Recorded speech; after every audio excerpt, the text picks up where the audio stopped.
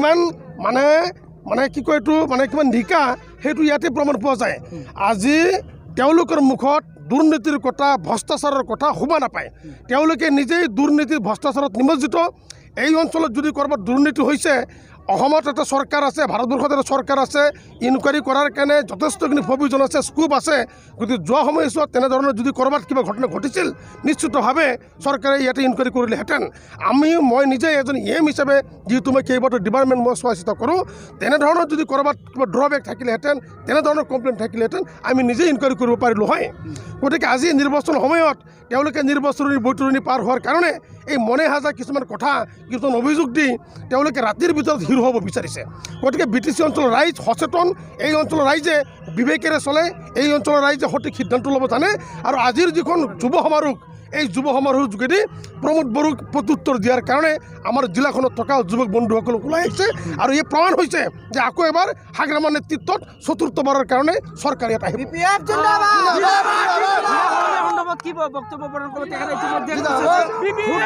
ৰাজনীতিৰে কিন্তু হীৰাই অনায়াসে আচলতে গাদীত বহাৰ এটা সপোন দেখিছে আৰু নৱকৰণীয়ে আচলতে নিজে এইবাৰ কিন্তু এগৰাকী প্ৰাৰ্থীৰূপে অৱতীৰ্ণ হৈছে। চাওক, নৱশৰণীয়াক লৈ আমি আগতো চিন্তা কৰা নাছিলোঁ, আমি আজিও চিন্তা নকৰোঁ। কাৰণ নৱশৰণীয়াই তেওঁ সাংসদ হৈছে এটা ইছ্যুৰ ওপৰত ভিত্তি কৰি সাংসদ নিৰ্বাচিত হৈছে কোকৰাঝাৰ সমষ্টিত। কিন্তু ওদালগুৰি জিলাৰ বাতাবৰণ, ওদালগুৰি জিলাৰ যি পৰিৱেশ, ইয়াত থকা বিভিন্ন জাতি জনগোষ্ঠীৰ ৰাইজে সমিল মিলেৰে এটা শান্তিপূৰ্ণ বাতাবৰণত একেটা সমাজত জীয়াই থাকিব বিচাৰে। আৰু যোৱা সময়ছোৱাত হাগ্ৰামা মহিলাৰ নেতৃত্বত এই অঞ্চলৰ ৰাইজ যথেষ্টখিনি সুৰক্ষিত অনুভৱ কৰিছে। এই অঞ্চলত এনেধৰণৰ কোনো পৰিঘটনা এই অঞ্চলত হোৱা নাছিল যে ইয়াত থকা বড়ো অনাবড়ো তেনেধৰণৰ বিভাজনেৰে কোনোবাই ৰাজনীতি কৰিব। এই ওদালগুৰি জিলাৰ ৰাইজে কেতিয়াও তেনেধৰণৰ পৰিৱেশ সৃষ্টি হ'বলৈ নিদিয়ে। গতিকে হীৰাচৰণীয়াই পেপাৰত ভাগ হৈ আছে, টিভিত ভাগ হৈ আছে। গতিকে বাস্তৱত তেওঁলোকে 10টা নহয় 40টা সমষ্টিত নিৰ্বাচন খেলিম বুলি কৈছে।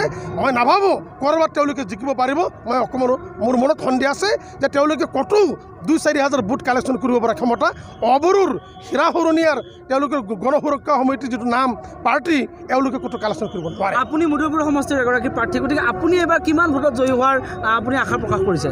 চাওক, মই যোৱা নিৰ্বাচনবিলাকতকৈ এইবাৰ যিটো আমাৰ বাতাবৰণ, বৰ্তমান যিটো ৰাজনৈতিক বাতাবৰণ, মই 25,000তকৈ অধিক ভোট মই পাম, ইয়াত কোনো সন্দেহ নাই। মৰৈবাৰী সমষ্টিৰ ৰাইজে ইতিমধ্যে বিভিন্ন জাতি জনগোষ্ঠীৰ ৰাইজে মুকলি মন লৈ ইতিমধ্যে ওলাই আহিছে। আজিৰ যিটো বাইক ৰেলী, আজিৰ যিটো সভা বা এইখন যিটো সমাৰোহ, আমাৰ যুৱ সমাৰোহ, ইয়াত অকল যুৱক বন্ধুসকলহে আহিছে। মোৰ সমষ্টিত আজি যিমানখিনি ল'ৰা ওলাই আহিছে, 1200তকৈ অধিক বাইক আহিছে। এটা বাইকত দুজনকৈ আছে, বাছ আহিছে, উইংগাৰ আহিছে, মেজিক আহিছে। আমাৰ সমষ্টিৰ পৰা 5,000তকৈ অধিক আজি যুৱক বন্ধুসকল এইখন সমাৰোহত তেওঁলোকে অংশগ্ৰহণ কৰিছে।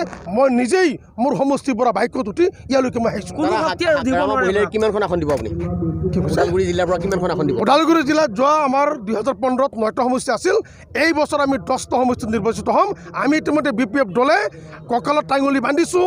আমাৰ দলৰ নেতাকৰ্মীসকল ইতিমধ্যে গাঁৱে গাঁৱে সোমাইছে, চুবাই সোমাইছে। ৰাইজৰ যিটো সঁহাৰি, আমি নিশ্চিত ওদালগুৰি জিলাবাসী ৰাইজে 10টা সমষ্টিতেই BPF দলক প্ৰাৰ্থীক মনোনীত কৰিব, নিৰ্বাচিত কৰিব। যে হাগ্ৰামা মহিলাই সম উন্নয়ন সম অধিকাৰ কৰিছে, কিন্তু এই ক্ষেত্ৰত 14জন MLA প্ৰতিবাৰ 15 বছৰ বিগত 15 বছৰ দি আহিলে, কিন্তু এজনো অনাবড়ো লোকক এতিয়ালৈকে MLA প্ৰক্ষেপ কৰা নাই। কি কাৰণে কৰা নাই? এই সম অধিকাৰ নেকি? চাওক, এটা কথা কওঁ, লোকসভা, বিধানসভা আৰু BTC নিৰ্বাচন, এই গোটেই নিৰ্বাচনবিলাক সুকীয়া। আমাৰ দলে প্ৰাৰ্থীত্ব কাক দিয়ে?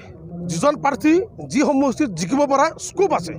আজি মধুবাৰী সমষ্টিত জগদীশ চৰকাৰ অবিহনে অন্য কোনো প্ৰাৰ্থীয়ে নিৰ্বাচিত হ'ব নোৱাৰে, সেইটো আমাৰ দলে অনুভৱ কৰে।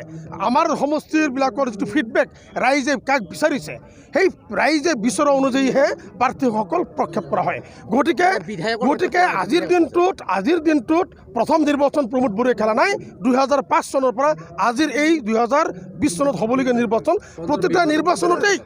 প্ৰতিটা নিৰ্বাচনতে তেওঁলোকে প্ৰাৰ্থী প্ৰক্ষেপ কৰিছে, নিৰ্বাচনত অৱতীৰ্ণ হৈছে। আৰু প্ৰতিটা নিৰ্বাচনতেই প্ৰমোদ বড়োৰ নেতৃত্বত, আপচুৰ নেতৃত্বত, UGৰ নেতৃত্বত তেওঁলোকৰ যি পাৰ্টি প্ৰতিটা নিৰ্বাচনতে মুখ ঠেকেচা খাইছে। এইবাৰো তেওঁলোকে মুখ ঠেকেচা খাব, ইয়াত কোনো সন্দেহ নাই। নিশ্চিতভাৱে